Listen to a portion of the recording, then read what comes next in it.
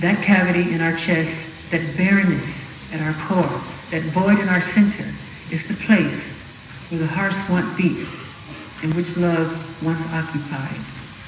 It's not just the kids who are suffering, it's the parents as well. But the more we cultivate little adults in kids' bodies, the more removed we ourselves become from our own childlike qualities.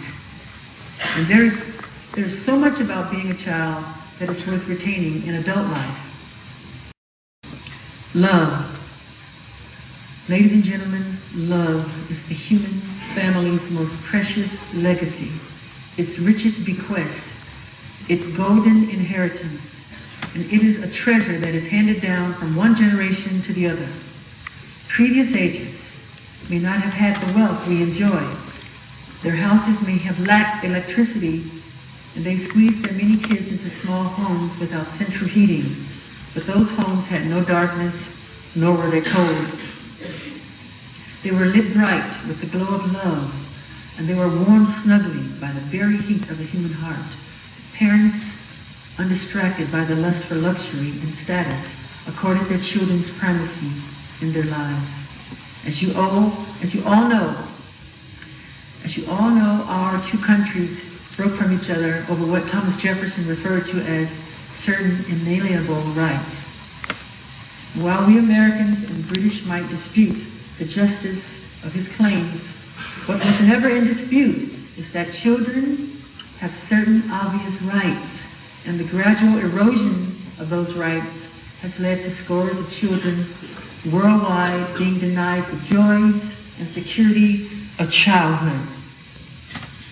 I would therefore like to propose tonight that we install in every home a Children's Universal Bill of Rights, the tenets of which are: 1, the right to be loved without having to earn it; 2, the right to be protected without having to deserve it; 3, the right to feel valuable even if you came into the world with nothing; 4, the right to be listened to without having to be interested; 5, the right to be read a bedtime story without having to compete with the evening news or EastEnders.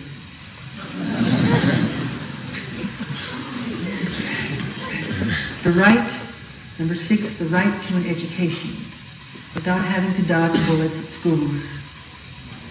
The right to be thought of, this is number 7. 7, the right to be thought of as adorable, even if you have a face that only a mother could love. Friends, the foundation of all human knowledge, the beginning of human consciousness, must be that each and every one of us is an object of love. Before you know it, before you know if you have red hair or brown, before you know if you are black or white, before you know of what religion you are part of, you have to know that you are loved.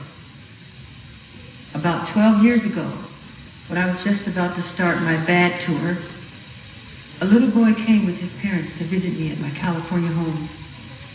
He was dying of cancer, and he told me how much he loved me and my music. His parents told me that he wasn't going to live, that any day he could just go. And I said to him, look, I'm going to be coming to your hometown in Kansas to start my tour in 3 months. I want you to come to the show. I'm going to give you this jacket that I wore in one of my videos. His eyes lit up. He said, you're going to give me the jacket? I said, yes, I'm going to give you the jacket. But you have to promise me that you will wear it to the show. I was trying to make him hold on. I said, when you come to the show, I want to see you in this jacket and in this glove. And I gave him one of my rhinestone gloves, which I never give to anyone. And he was just in heaven. But maybe he was too close to heaven, because when I came to his town, he had already died. And they had buried him in the glove and the jacket. He was just 10 years old. God knows, and I know, that he tried his best to hold on.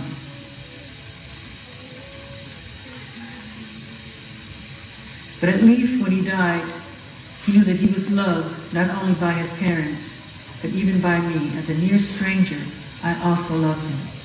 In which with all of that love, he knew that he didn't come into this world alone, and he certainly didn't leave it alone. If you enter this world knowing you are loved, and you leave this world knowing the same, then everything that happens in between can be dealt with. A professor may degrade you, but you will not feel degraded. A boss may crush you, but you will not be crushed.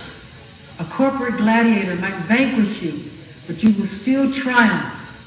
How could any of them truly prevail in pulling you down? For you know that you are an object worthy of love. The rest is just packaging. If you don't have that memory of being loved, you are condemned to search the world for something to fill you up. But no matter how much money you make or how famous you become, you will still feel empty. What you are really searching for is unconditional love, unqualified acceptance. And that was the one thing that was denied to you at birth. Friends, let me paint a picture for you. Here is a typical day in America. 6 youth under the age of 20 will commit suicide. 12 children under the age of 20 will die from firearms. Remember, this is a day, not a year. 399 kids will be arrested for drug abuse. 1,352 babies will be born to teen mothers. This is happening in one of the richest, most developed countries in the history of the world. Yes, in my country, there's an epidemic of violence that parallels no other industrialized nation. These are the ways young people in America express their hurt and their anger. But don't think that there is not the same pain and anguish among their counterparts in the United Kingdom. Studies in this country show that every single hour, 3 teenagers in the UK inflict harm upon themselves, often by cutting or burning themselves, burning their bodies, or taking an overdose. This is how they have chosen to cope with the pain of neglect and emotional agony. In Britain, as many as 20% of families will only sit down and have dinner together once a year. Once a year. And what about the time-honored tradition of reading your kids a bedtime story? Research from the 1980s showed that children who are read to had far greater literacy and significantly outperformed their peers at school.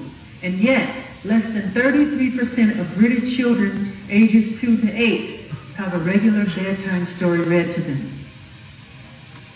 You may not think much of that until you take into account that 75% of their parents did have that bedtime story when they were that age.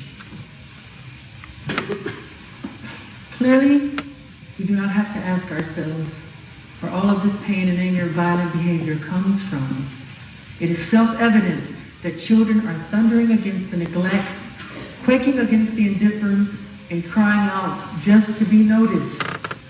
The various child protection agencies in the U.S. say that millions of children are victims of maltreatment in the form of neglect in the average year. Yes, neglect. In rich homes, privileged homes, wired to the hilt with every electronic gadget. Homes where parents come home, but they're not really home because their heads are stood at the office. And their kids, well, their kids just make you with whatever emotional crumbs they get.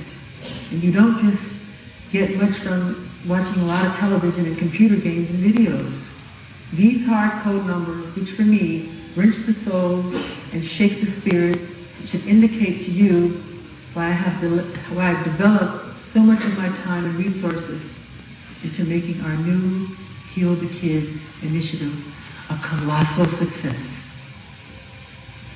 Our goal is simple: to recreate the parent-child bond, to renew its promise, and light the way forward for all the beautiful children who are destined one day to walk this earth.